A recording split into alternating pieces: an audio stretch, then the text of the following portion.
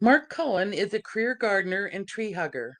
After more than 40 years as a garden retailer and communicator, he has more recently devoted himself to a green future through Trees for Life, a registered Canadian charity committed to maximizing the urban tree canopy across the country. A passionate organic gardener since his firstborn daughter Lynn came into this world 42 years ago, Mark loves his pollinator garden, communicating the essential message about the magic of trees and building insect hotels. In 2016, Mark became a member of the Order of Canada for his long commitment to communicating the gardening messages to Canadians everywhere. Tonight he shares his passion through reflections on two incredible books, The Light Eaters and Our Green Heart. You can reach Mark through his website, the deepest horticultural website in Canada, www.markcullen.com. Please join me in welcoming Mark Cullen. Hmm. That's very kind of you. Thank you, Sandra. And let me compliment you, your team, and especially Kelly for being so organized. I think she asked me to do this some 6 or 7 months ago. And at the time, of course, it was impossible to say no. How could I not say, yes, I want to be there? And it is the OHA and your invited guests, of course, from other parts of the country. I'm reminded that the OHA was extremely supportive of the Highway of Heroes tree campaign, which was the precursor in the first chapter of what became Trees for Life. And I'll talk about that later. But for now, I do want to acknowledge the fabulous contribution, not only in terms of the cash you raised, but also the moral support you gave us in the early days when, quite frankly, we didn't know what we were doing. We were babes in the woods, and we were looking for support, and we got support from the OHA and its members, and it just meant so much to us. And at the time, it helped us understand just how serious this proposition was. So I'll talk more about what the proposition was. I think what's important for now is for everybody that's online this evening to understand just what incredible impact you have made. And you'll understand that better as I come to some conclusion about my son borrowing the tent trailer 6 years ago, and how, as grandparents, we think we don't have any control over whether we become grandparents or not. But you know where this is going. In May, so he left in September. In May, we had a beautiful bouncing baby boy in Ben's family, and now we call the tent trailer the magic wagon. So that's my story. We have perhaps more control than we think we do. So I want to move now to my presentation, which is about two books from which I have learned so much. And I want to begin with a question. What is your relationship with plants? We spent a lot of time talking about the importance of the gardening experience. So here we are in 2026, a garden seeking a new, or rather a country seeking a new identity, or at least a deeper identity, a deeper relationship to the country we call Canada. A world amuck in, well, our world is amuck in what I would call muck. You may have your own expression for our current state of affairs. I don't know about you, but I've been looking for some new meaning in, let's call it, the area outside of the muck, the real world, not the fabricated one that we immerse ourselves in when we watch the news. Now, I've been reading, and I have some news to share with you that you won't find on TV based on two books that I recommend if you enjoy self-flagellation, because they are heavy books. These books are information dense. And when I read them, I couldn't read more than a few pages at a time. Our Green Heart by Diana Bursford Kroger. So subtitle, The Soul and the Science of Forests. And the second book, The Light Eaters by New York Times bestselling author Zoe Schlanger. how the unseen world of plant intelligence offers a new understanding of life on Earth. Now, you can see why I don't really recommend that you read them unless you are truly into this stuff as I am. I was flying somewhere not that long ago when a stranger asked me if I am me. And I said, well, yes, I am me. How did you know? And she looked at the title of the book I was reading. It was called Seed to Dust, The History of Seeds, and said, because nobody else would read a book like that. Now, I mention this because there are books that I read I wouldn't necessarily recommend to a lot of people, but these two books have taught me some things I want to share with you tonight, and I'm really quite excited about it. Here's a quote that I'd like you to remember, and I'll repeat it at the conclusion of my remarks this evening. Listen carefully. I only went out for a walk and finally concluded to stay out till sundown, for going out, I found, was really going in. That's a direct quote from John Muir. John Muir, we'll call him the godfather of national parks. And while he's American, he also inspired us in Canada to sequester space for our national park system. Now, if you hear this quote just a little differently after my message, and I'm going to repeat it, then I've accomplished my mission. Our Green Heart, the book, stole my heart. Beresford Kroeger is extraordinary, a brilliant scientist. She has earned more postgrad degrees than I can count, and more awards for writing and scientific research than I have time to write and rhyme off right here. The soul and science of forests. The miracle of trees is well known. They produce oxygen, sequester carbon.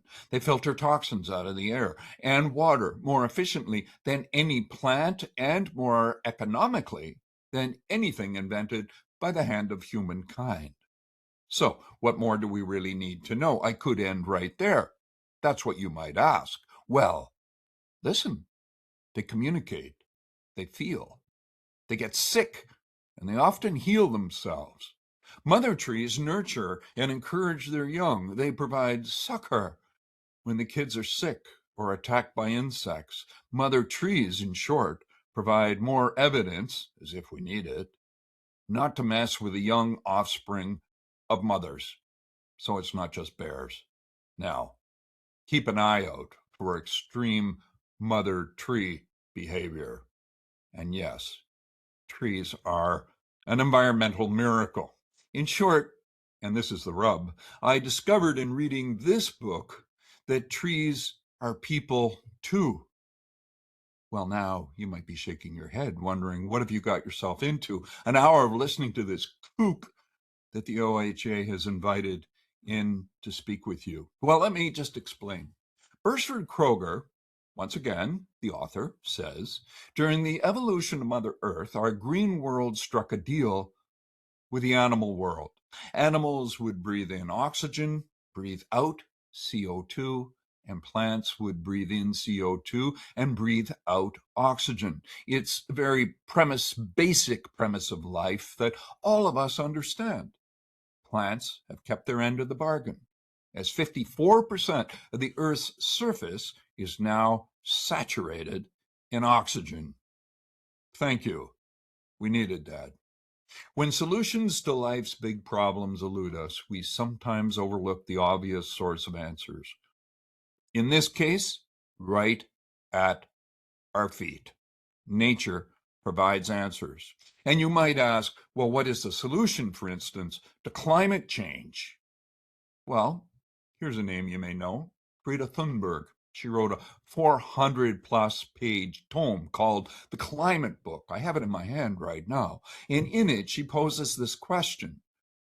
And the question is, what do we do about climate change? And she answers the question in 2 words: plant trees.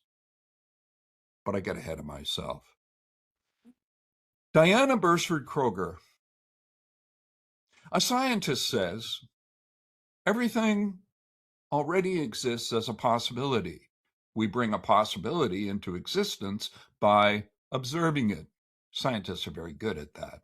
Bersford Kroger is more than a scientist. She was born in England and orphaned at a young age. She was brought up by her Irish grandparents in the south of Ireland because she lost her parents when she was, I think, 4 years old. She was trained in the traditional Celtic ways of Southern Ireland, of their society, and she learned early in life to connect with the spirit of the forest. She there lived her adult life, or lived until her adult life, and came to Canada for her education on a farm just south of Ottawa, where she planted her own arboretum over 50 years ago, and she remains there to this day in her 80s. Now, this is what she says. She says, science is a search for truth. Science is a search for truth. And the land teaches us with the wisdom that is never found in universities. The land teaches us with the wisdom that is never found in universities. Now, she's not being critical of post-secondary education. She's pointing out that the most profound lessons in life are in our backyard, or they're in the local forest, or they're in the park just down the street. Bear with me. The benefits of trees and forests? That's a question. What are the benefits of trees and forests? Well, she responds, the chemicals and biochemicals that trees produce in the great heights of the canopy regulate our living world. They are the source of most of our more complex medicine, anti-cancer, antiviral, and anti-inflammatory compounds and pain relievers. Close of quote. If we measure the value of nature strictly based on benefits accrued to people, then there it is. Do you really need to know any more in order to love and be passionate about trees, about planting trees, about maintaining the trees we currently have, about celebrating heritage trees? Our health depends on planting, nurturing, and protecting trees. That's her point. And she also reveals the limits of our knowledge. How is it, after all, that a tree can pull the nutrients and sap up the xylem through the living tissue beneath the bark of every tree from its toes, from the roots? Maple syrup. How does the sap rise? And where is the pump that defies gravity? Well, the answer, she suggests, escapes us. Scientists have not figured this out. And she predicts that the person who does figure it out is likely to earn a Nobel Peace Prize. And finally, Bersford Kroger. She asks this question, such an important question. Knowing what we do about the function of forests in our world, how can we possibly justify the destruction of forest ecosystems when we understand so little of what is being lost and the consequences of what may result? I want you to reflect with me for just a moment on British Columbia. British Columbia, which in the beginning of colonial times was thought to have an absolutely endless supply of wood, of trees. The old growth forests now are gone. Less than 2% remain, and not all of them are protected. To this day, we continue to cut down hundreds, thousands of hectares of first growth forest in British Columbia. If Bersford Kroger were here right now, I think she would ask the question, why? When we understand so little of what we're destroying, why do we continue?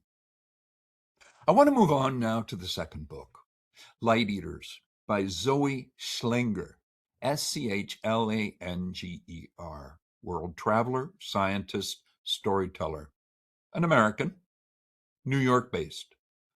The subtitle, A New Understanding of Life on Earth.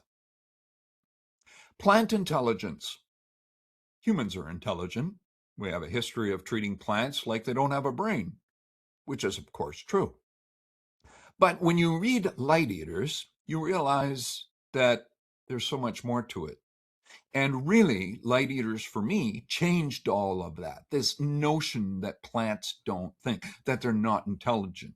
Let me start with the ability of plants to think, or perhaps more precisely, the question of plant consciousness. That's a whole chapter in The Light Eaters. The question of plant consciousness. It turns out that every plant has one, a consciousness, or a conscience of where a consciousness of where it is, who its neighbors are, where its children are. Alexander von Humboldt, the godfather of the concept of nature's net, wrote 200 years ago, "Being in the outdoors evokes something existential and true. Nature everywhere speaks to us in a voice that is familiar to our soul." May I repeat that? Alexander von Humboldt, 200 years ago. Being in the outdoors evokes something existential and true. Nature everywhere speaks to us in a voice that is familiar to our soul. Does that sound familiar to you? Do you get any of that from your experience out in your garden? The nature that we experience in our yard and garden is not a hike in the Andes Mountains, where von Humboldt experienced an awakening to the reality of the human relationship to nature, but it can come close. In the 10-minute walk from my house on the main street of Old Markham, I count no less than 7 cardinals just this morning singing their hearts out. And when I get to Old Markham, I find an old red oak, 270 years old. It's older than colonial times, when the non-Indigenous people first arrived here and settled here and farmed here. It was probably 70 years old. So for years, the only people who made contact with this oak were native people. Now, if Schlanger is good at anything, she's good at posing questions about the world that most of us are blind to, the real world of nature that surrounds us, the real world of nature that surrounds us. The trick is to take a moment to see the reality of the existence of plants. There's so many of them, after all. It's just easy to assume, take them for granted, right? If we can master that, that is the reality, the understanding of the reality of the existence of plants, perhaps we could write a book that makes the New York Times bestsellers list like she did. Schlanger puts it this way: von Humboldt gave Western science their earliest glimmer of ecological thinking, where the natural world became a series of biotic communities, each acting upon the others. A net, not a hierarchy, not a hierarchy pyramid with humans at the top. Quote from the Bible: "He shall have dominion from sea to sea." It's a phrase from Psalm 72:8. Referring to a king's worldwide reign, and for Canadians, it serves as the motto of the nation. The officially adopted motto in 1921 as Amuri usque ad mar, Latin for "from sea to sea." The phrase describes a vast ideal reign extending from one ocean to another and from the Euphrates River to the ends of the earth at the time that the Psalms were first penned. Our dominion over the earth is a concept that quite frankly has to change before climate change extends to a point when, well, it is just too late for us to change enough to change climate change in a way that favors a future for humankind. Light eaters are the green living world, and therein lies some hope for climate change, for humankind. Plants gobble up the energy of the sun and they convert it into sugar. All sources of sugar originate from the same process, photosynthesis. You've heard the word. We learned about it in high school biology. Isosceles triangle. There's just one more thing that we got tested on before we could move on. Get more education, find a job, find a mate, Kids, our use for photosynthesis was over, so we thought. Zoe says this in quotes: "It's not a stretch to say that plants, through the miracle of photosynthesis, birthed the habitable world. We owe plants a lot," close quotation marks. After all, every thought that has ever passed through our brain was made possible by plants. Our brain is powered by glucose, sugar. Sugar comes exclusively from plants. So, plant consciousness? What is that exactly? Well, it's communication, it's feeling, it's having an ear quite literally to the ground, it's memory, and to keep score.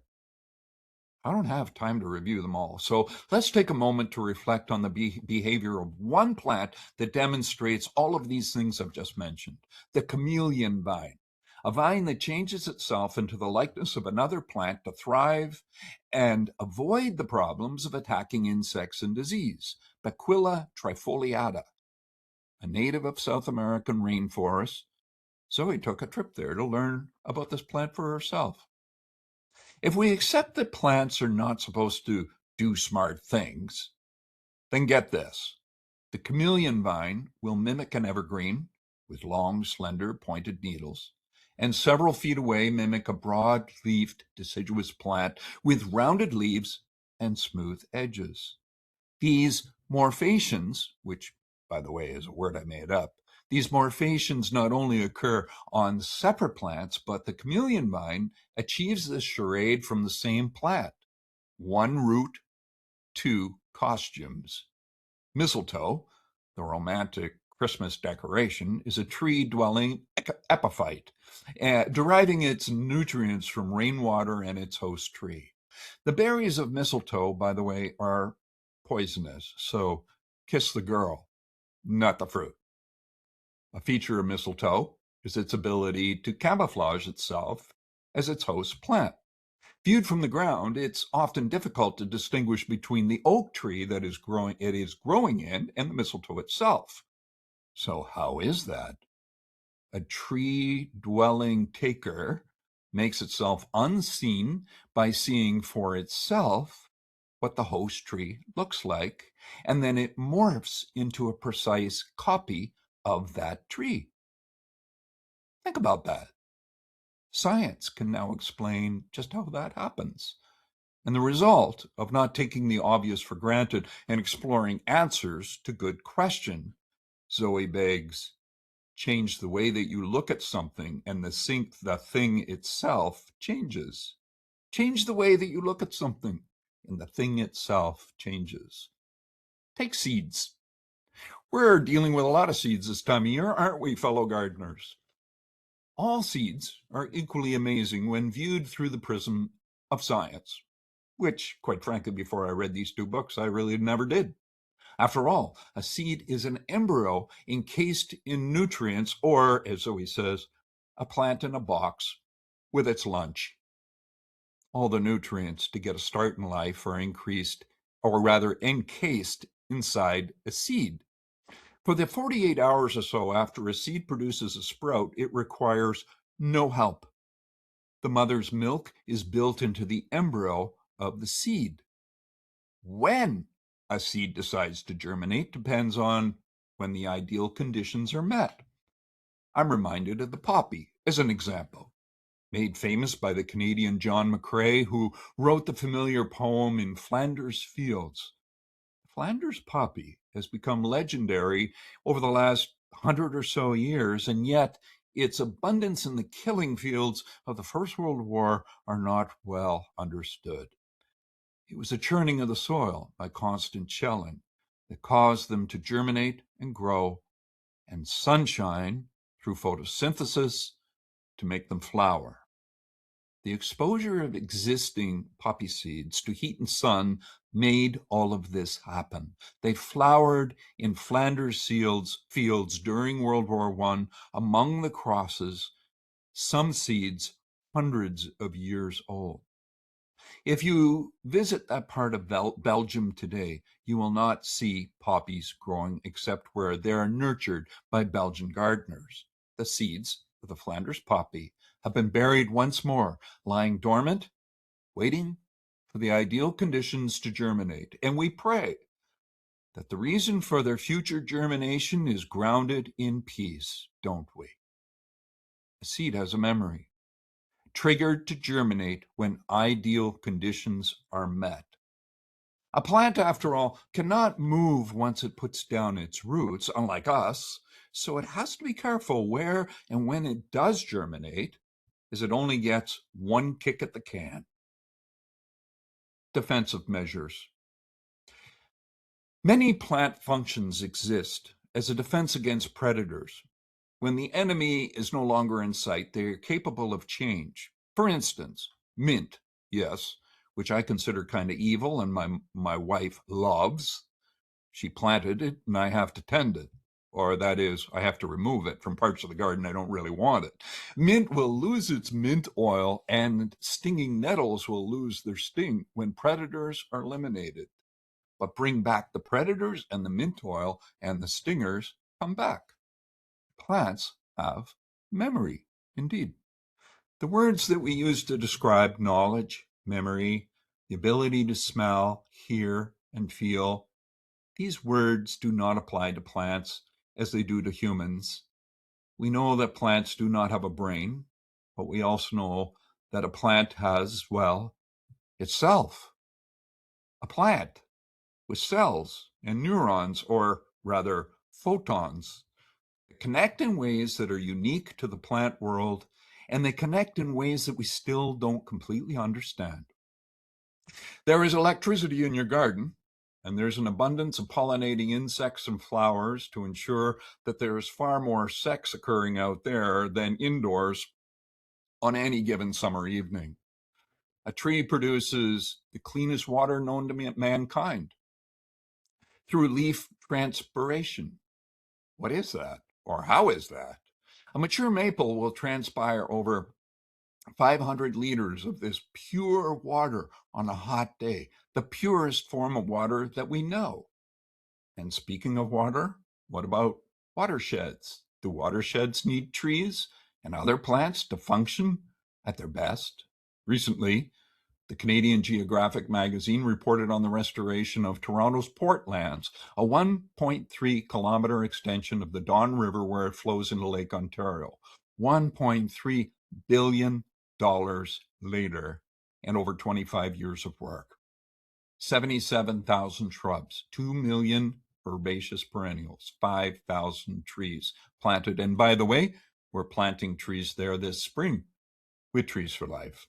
But I got ahead of myself. Shannon Baker, the director of operations on the project, says, this project for me was always about reconnections. We're reconnecting the river to the lake, but in this process, we've had so many opportunities to reconnect people. There'll be massive park space in over a kilometer of new river valley for people to explore, to be in connection with nature in the city of Toronto. It's amazing. But finally, back to trees. I always enjoyed trees, and I used to be a tree hugger, but now I'm a tree activist. 13 years ago, I had this idea that I would bring together the not-for-profit tree planting organizations from across the country into one room and ask them this one question. If we work together, given that all of you are doing great work, what could we accomplish? If we collaborated, if we cooperated, if we shared information, and maybe even our donor bases, what could happen? The result was the Highway of Heroes tree campaign. The Highway of Heroes in Ontario, while there is a Highway of Heroes in every province across the country, the one in Ontario is the only one where Canadians lost in the Afghan war were flown back to Sieppe, Trenton, their bodies repatriated on Canadian soil, driven 170 kilometers down the Highway of Heroes to the coroner's office, and we wanted to plant a tree for every one of them. Not just our Afghan heroes, but all Canadians ever lost at war. That was 117,000 since the War of 1812. And that wasn't enough. We wanted to plant more trees. We needed to plant more trees because it's 170 kilometers, for crying out loud. So 2.1 million Canadians volunteered for military service during times of war. One of them may have been related to you. And that includes the Afghan conflict, by the way. So we planted over 2.5 million trees. We wanted to plant more than required because we knew some would die, and we had an 85% success rate. Our last tree planted at Old Fort York in Toronto by the Honorable David Johnston, our Governor General at the time, 4 years ago this past November. The board of directors looked at one another after we had planted all those trees and we had raised over $10 million to get the job done. And we asked the question, are we done? We're going to go play more golf? What are we going to do? And we're just not that smart. We decided we had to do more. So we decided what we would do is attempt to maximize the urban tree canopy across the country based on the fact that the tree that is best for you, dear listener, the tree that is providing the environmental and health benefits most directed to you is the one in your yard, or it's the one across the street, or it's the one in the local park. All depends on where you live, of course. But the point being that urban trees accrue far more benefits to human health than, let's say, the trees planted in moose pasture in northern Ontario or Quebec. Not that there's anything wrong with that. It's just not quite the same thing. So we dedicated ourselves to that, and we called the new organization Trees for Life. 5 years later, we've raised $18 million. We have 5,500 volunteers, over 5,000 individual Canadian donors, and we're planting trees tomorrow, one of 40 public tree planting events this year, spring and fall, at Marie Curtis Park and the Armory in Mississauga. You can get details at treesforlife.ca. And you'd do me a great favor if you would just visit the website. If you would donate, that would be great. Every dollar that you donate, we match with money from the 2 Billion Tree Fund. And then every partner that we have to plant trees brings an equal amount of money. So your money gets doubled again. In other words, $1 becomes $4. That's the way it works at Trees for Life, treesforlife.ca. And a commercial. I hope you didn't mind that. Plants and trees, they need to be seen in a different way. It is our habit, after all, to ignore the obvious. It's part of the human condition. If it's not causing a problem, if we don't get a call from the principal's office, well, then everything must be fine, right? My very practical, hands-on advice to you, dear friends, is that you have a call. Nature is calling. As John Muir, the founder of the National Parks Movement in the States and an inspiration here in Canada, famously said in 1888, I only went out for a walk, and I finally concluded to stay out till sundown, for going out, I found, was really going in. I urge you to explore the reality of nature that is on your condo balcony, in your backyard, in your neighborhood park, your favorite watershed, walks through the garden of OHA members. When you go outside this spring, ask yourself if the trees are talking, if mother trees are nurturing and protecting their young. Do your garden plants hear, smell, think? Do they have memories? Do they communicate? And finally, if they do, what are they saying about us? Thanks so much. I really have appreciated this opportunity. If anybody has questions and you want to put it in the chat, we can ask those questions of Mark now. And all you people clapping and thumbs up, and Anne and Lisa.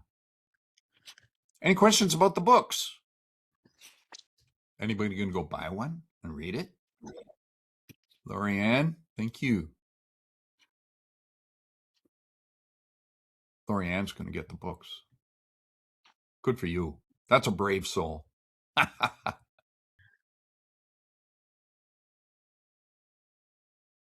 Why did you say they were intense? I couldn't read more than a few pages at a time. You've read books like that. You want to read, pure fiction. You can probably sail through a few chapters before you go to bed at night. Not these books. These are books you read at best maybe midday when you're really sharp, a chapter at a time. Jenny says, I read both books. They were fascinating. How about that? I'd be interested to know what kind of speech she might create around them, and what she drew from her new knowledge. That's very cool. So they are intense. I said they're intense because they're dense. I think the word I used was dense, DENSE, like dense with information. That's what I really meant. So Rose asked, what do you see in the future of trees along the highway? Well, there's a lot of carbon monoxide created and pollution along Highway 401, and we planted 2.5 million trees there. Let's be honest, we planted the trees not for ourselves, but for our grandchildren. A tree planted today or tomorrow at the Murray Curtis Park really doesn't begin to provide substantial environmental services for 30 years. So the trees that we planted on the 401 were for future generations. And regardless of whether they're gas-driven cars and trucks or not, pollution will be a problem, I'm assuming, in 30 years, and the trees will do their job. David asks, where are the protected trees? All protected in that we worked with the MTO to make sure that we weren't planting trees that would be cut down for 50 years. So there was a promise on the part of the MTO through contract that said that these spots, and they chose the spots where we planted trees, would be safe from removal for 50 years minimum. Yeah, I don't know if that's what he means by protected trees. Okay. Sandra says, did they recommend any? I'm assuming this is specific. Did they recommend any specific? Did I'm they not sure if she's referring to trees. did they recommend anything specific with regards to what? Other than plant more trees. Like Greta Thunberg says, plant trees. If you want to solve climate change, and I mean, it's 400 pages that will, quite frankly, a lot of it will bore you to death, the stuff that she puts in here. But it's a collection of essays written by people who know something about climate change. And she says, look, if you're not going to do anything, then at least plant trees. I don't know if that's helpful. Okay, yeah, she's saying, did they recommend any specific trees as being better than others? Oh, yes, native. So, in a word, plant native trees if you really want to make an environmental impact, a positive environmental impact, and an impact on human health. Then stick to the best that you can to native trees. We have a list of 32 that we choose from our list. Okay. And Anne's asking, where are the books available? Anywhere, chapters, anywhere you buy books. If you do business with an independent bookstore, then take the names of the two books and the authors' names in, or send them an email, and they'll order them for you. But they're not hard to find. And as I said, The Light Eaters was on the New York Times bestsellers list, so it's widely available. So yeah, not hard to find. They're easy. Your public library. Thank you, Pat. There you go. Jenny's saying she's read both books. They were fascinating. Pat says, very interesting. Yes, try the mosquito. It's also intense and dense. Intense and dense. Okay, that's great. Somebody just asked why we don't plant a forest of Diana Holmes says, Markham Public Library has Our Green Heart. There you go. Why don't we plant forests of willows? And I might add, why don't we plant forests of poplar or some other fast-growing softwood? And the answer is they're fast-growing softwoods. If you want to create a permanent forest, I've learned this from since we started Trees for Life, and the life of a forest is really quite interesting. The evolution of a forest generally starts with a handful of fast-growing softwoods, and birch would be one of them. And it's not a softwood; it's a hardwood. So something like poplars or cottonwood or birch, combined with 70 or 80% conifers, white pine, hemlock, Canadian larch. And 200 years from now, the whole thing will be a hardwood bush. It'll be sugar maple and beech and whatever. And that's the evolution of a forest if you fast forward for a couple of centuries, which fascinates me. Really does. So what we start with, you can start with a forest of willows. That's better than nothing. You can plant a Milwaukee forest, which is very intense. And in time, you're going to benefit the environment in substantial ways, but that forest will evolve into something very different from what you started out with. Can you explain more about the relationship between a mother tree and offspring trees? Yes. Oh, I'd love to. And I have another book to recommend to you. Suzanne Simard, great Canadian. She's a university professor at the University of British Columbia, wrote a book about 10 years ago called Finding the Mother Tree. And in it, and a fascinating book, it changed my view of forests completely. And she's putting the forestry industry in the entire country on its ear, because she talks a lot about the root zone of the mother tree and its communication with its youngsters, its babies, through mycorrhiza and beneficial bacteria. Now we get into a science lesson and I'm over my head because I'm already unsure where to go with that, except to say that mycorrhiza is a very, very important part of a forest ecosystem. You don't see it unless you look for it. But if you were, say, to take a rotting log off the forest floor and smack it open, you would find little white threads running through it. You might even find this in your own garden from time to time. That's mycorrhiza. Google it. It's fascinating stuff, and it is through the through mycorrhiza that the network of communication and the transfer of nutrients occurs between the mother tree and its babies. Okay. Have you read The Hidden Life of Trees? And if so, what was your opinion about it? Oh, by Peter the German. It's incredible. It's an incredible book. So The Hidden Life of Trees, he wrote two other books after that. I have them behind me here in my library. And yes, I have read them. He is brilliant. He's funny. He he takes a story about a forest and he turns it into a very engaging story that you just want to read more and more and more. His books I did have trouble putting down. They're not science the way say Diana Burster Kroger's book is about science. It's more fun, I would say, and more readable. And that book was on the New York Times bestsellers list for almost 2 years. Can you imagine a book about trees Wow. in the Yeah. top 10 best-selling books in America for almost 2 years?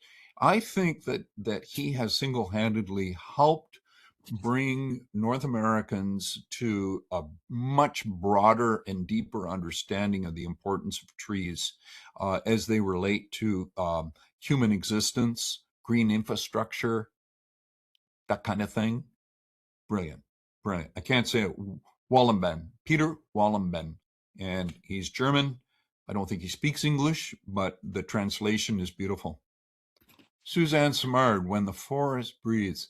So I don't know about you, but I'm going to see Suzanne on Sunday, and I'm going to get a copy of that book in Guelph. She's speaking at the Arboretum, and my son has invited me.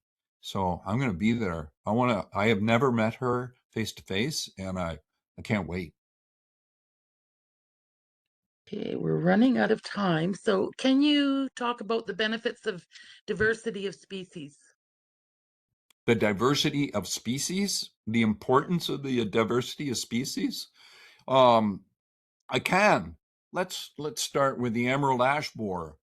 So those of you that live in the urban environment and saw in the 70s and 80s the planting of white and green ash, I know certainly in Toronto, they were planted everywhere. And then what happened? The emerald ash borer came over from Asia and it wiped them out.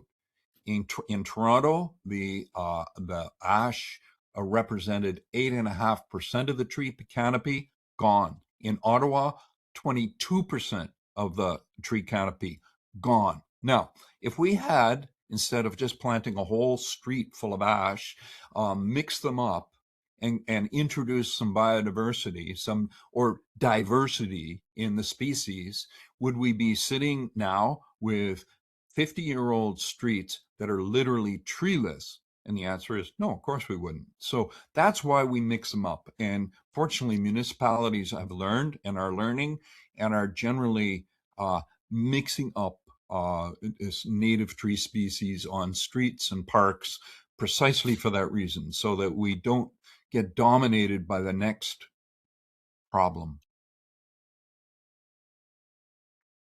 Okay, and the last question I'll put forth before we go back to Catherine is some of our native trees are under threat from disease. Example, birch, hemlock. How is Trees for Life dealing with this? Well, we're we're dealing with it by avoiding the planting of those species, and it's a very good question. We don't have a defense, and I might add, beech is another one, chestnut is another one. But the good news is the elm, which I don't know if anybody here is old enough to remember when elms lined the streets of Toronto and other beautiful cities, and they all disappeared, of course, in the 60s because of the Dutch elm disease. New species have evolved at the hand of humankind through hybridization, and now understand that municipalities are planting about 20% of their street trees are elm, but they're the new elms and they're resistant to the Dutch elm disease. So there are defensive strategies one can take to avoid the problems that evolve. And who knows what the next species will be. I just hope it's not the sugar maple. Can you imagine? Yes. Okay, back to you, Kat. Hi, I would like to thank Mark for your great speech. You've definitely given me a list of books now on my Mother's Day list, um, and a lot of great thinking points. So we're all going to go out and give our trees a hug and plant more native trees. I was thrilled when we had our boulevards. Trees were replaced in our little town, and they're all natives and they're all different all the way along the street. So they're starting to listen. Great. Isn't If, that if wonderful any, news? yeah, if anyone has any questions or want to contact Mark later on, it's www.mark.cullen.com. So thank you very much, and I'm going to introduce our next speaker, which is Betty Plewes. Betty lives in Carp, Ontario, a lovely rural community in West Carleton in the city of Ottawa. Before her retirement, she worked in the international development with a focus on African development, gender relations, and civil society organizations. She was overseas director of CUSO, CEO of the Canadian Council for International Cooperation, and participated in the creation of Partnership Africa Canada, the Voluntary Sector Roundtable, and the McLeod Group. Her experience in the voluntary sector includes serving both on boards, editing a journal, writing many aspects of sector work. Please welcome me in joining us right now, Betty Plewes. Thank you, Kat.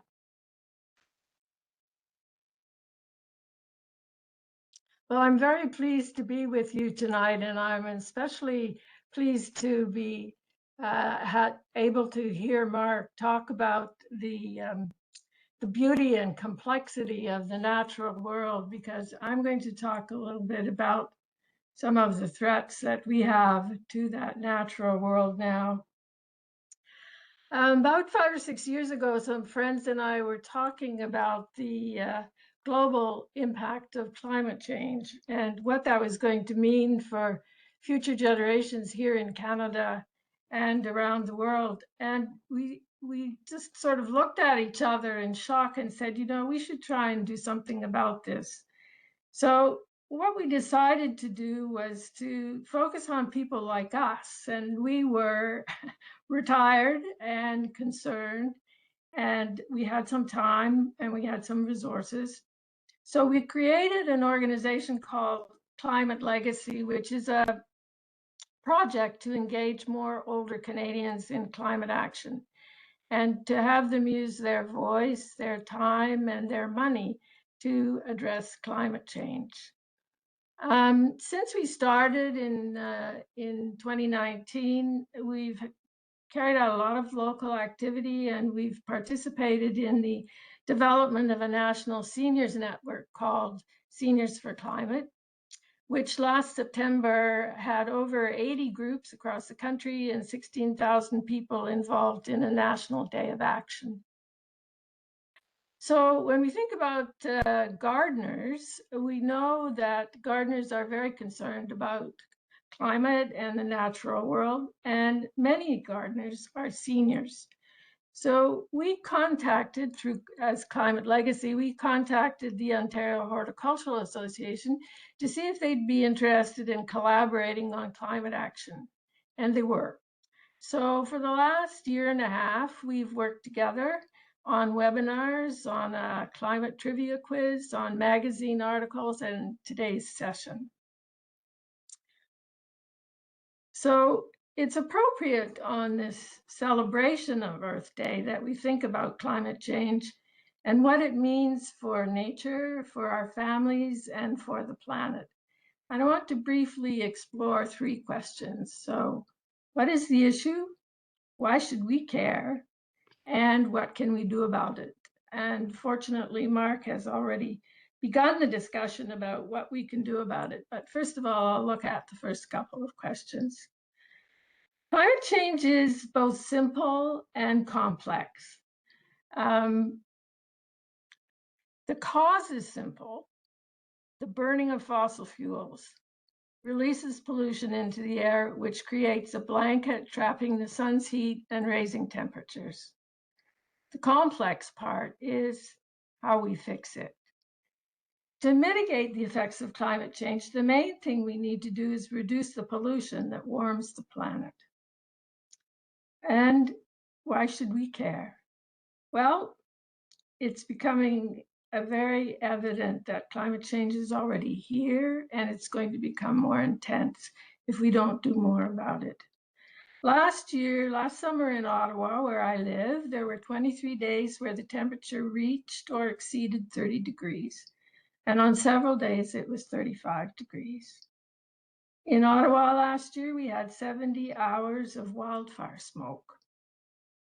Earlier in 2022, there was a storm, a derecho. Many of us had never even heard the word before. And the cost to Ontario and Quebec was over $1 billion in insured damage.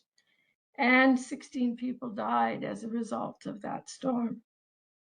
So climate change is affecting us all. It harms our planet in many different ways. We're already experiencing rising temperatures, drought, flooding, and fires. And worse disasters, such as sea level rise, have not fully come into effect. These events affect us and things we depend on and value, from our gardens and favorite local parks to our food, water, and health. And seniors and children are particularly vulnerable to heat and wildfire smoke. A recent study showed that from 2023 wildfire smoke, it contributed to 5,400 premature deaths. So the big question is, what can we do about this? And then the simple answer is, there are many things we can do and many things we have to do. And it's interesting to me that recent research tells us that about 70% of Canadians are worried about climate change, but only 15% are actually active in finding solutions. And the reason is primarily because they're not sure what to do. There are some people, a very small percentage, who don't care or don't believe that climate change is here, but most do. And I know that many of you in the audience today are part of that 15% who are active. And so one of the big challenges for all of us is getting more people active.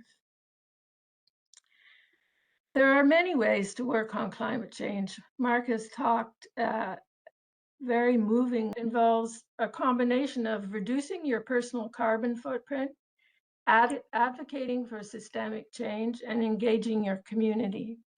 And many of you are already taking personal action through installing heat pumps, driving EVs, walking more, or eating more plant-based diets.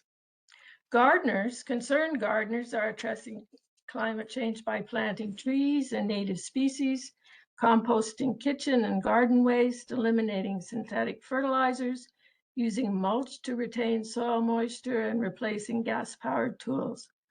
Some take that a step further, I like this, and become guerrilla gardeners, planting usually at night, apparently, on abandoned or neglected sites in their cities. These activities remove carbon dioxide from the atmosphere and store it in the soil, and lower energy consumption through shading and cooling. They also help reverse the biodiversity decline and act as ecological corridors for wildlife. Another action that you can take that you might not think is that important, but it actually is talking to family, friends, and community about climate change. We often avoid talking about climate change, and it seems because people think it will be controversial, or again, because they don't know what to do about it, and it makes them feel worse to talk about the problems. However, we know that people trust peers, family members, and loved ones more than experts and scientists. So if you have a conversation with your friends and your family, this can often start change and more activity. And we've learned a lot about how to talk about climate. It's important to connect with people, what people care about, such as their children's health, birding, damage from storms, or forests. Talking to friends is most effective when centered on stories about solutions, rather than talking mainly about the data or shaming them for not doing anything. It's also important for families to talk because many young people suffer from climate anxiety. And one of the ways to address this is to help younger people to act through joining youth-led organizations, spending time in nature, and taking media breaks. Groups of seniors can support the climate actions of younger people, and with our experience and our resources. People, both adults and young people, feel less helpless when they feel part of the solution. Another activity, or set of activities, is to invest in renewables and divest from fossil fuels. We do have solutions to the climate crisis, and a major one is getting off fossil fuel consumption and replacing that with renewable energy, wind, solar, and geothermal power. And these are increasingly feasible and cost-effective. Denmark is one of the world's renewable leaders, sourcing 88% of its power from renewables in 2024 and moving towards 100% by 2030. And even if you can't install solar panels or a wind turbine at your place, you can still be part of the clean energy economy. You can join a local renewable energy co-op, or you can speak to your financial advisor about investing in clean energy or technology investments. You can let industry know that you care about climate change by meeting with your bank president or vice president, or your investment advisor to make sure your investments do not include fossil fuels. Look to see if your workplace, pension fund, university, or bank invests in fossil fuels. And if they do, join or start a divestment campaign. And another important area of action is to let your elected officials know how you feel about climate change and the need for action.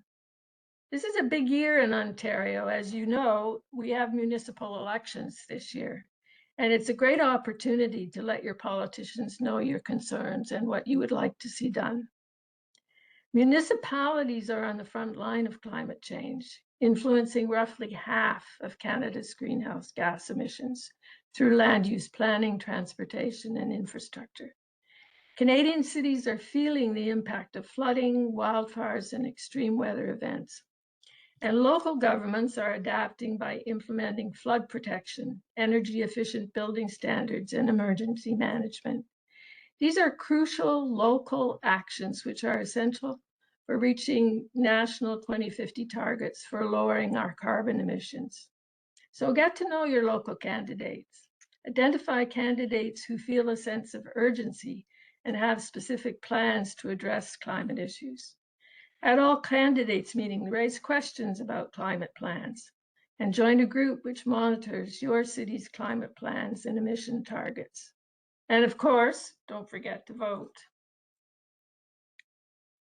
Climate change is the defining issue of our time, and we are at a defining moment.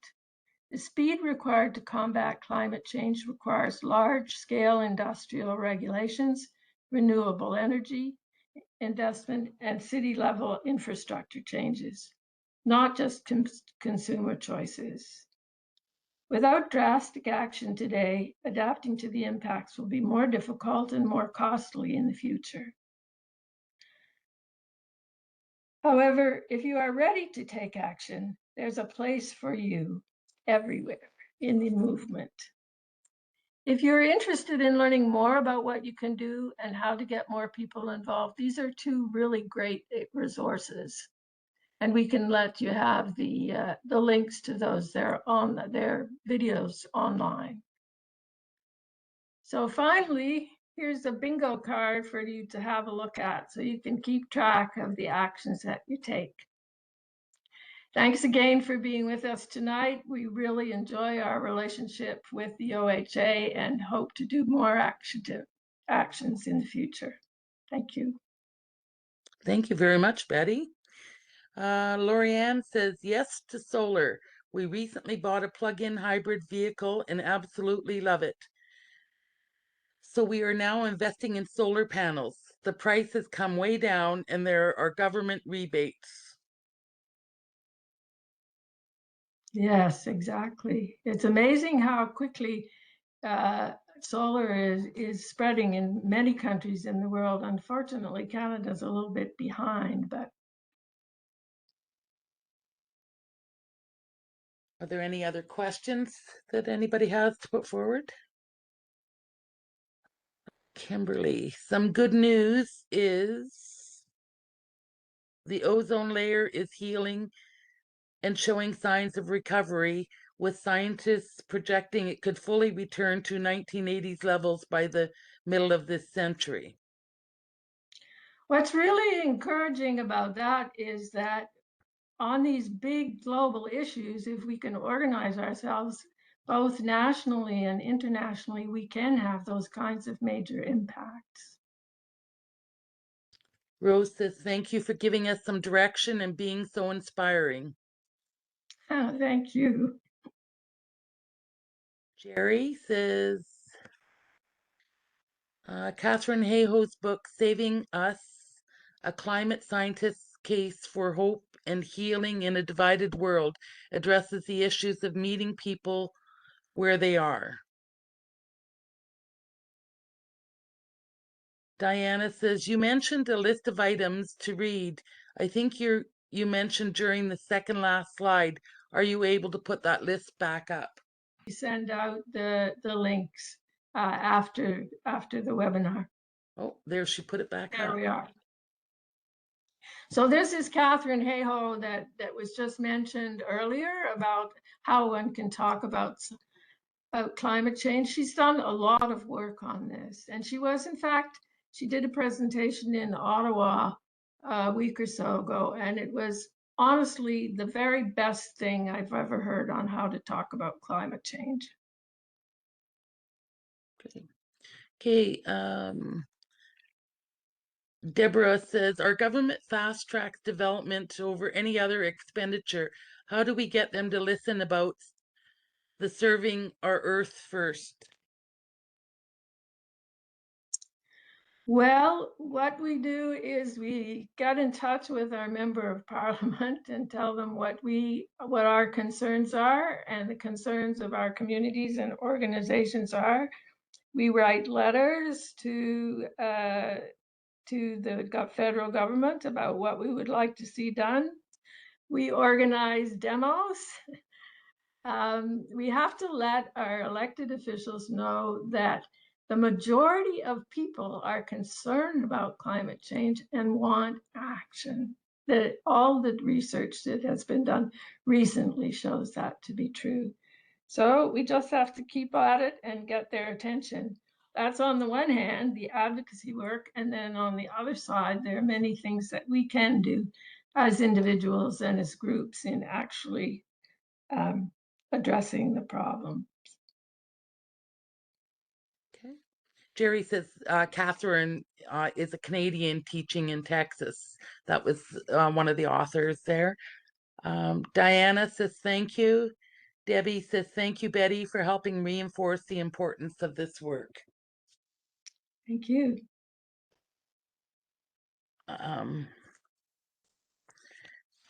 So I come to the end of the questions, and I'd like to introduce now Sandra Ramelier. She's the chair of the Conservation and Environment Committee and a District 11 director. Thank you.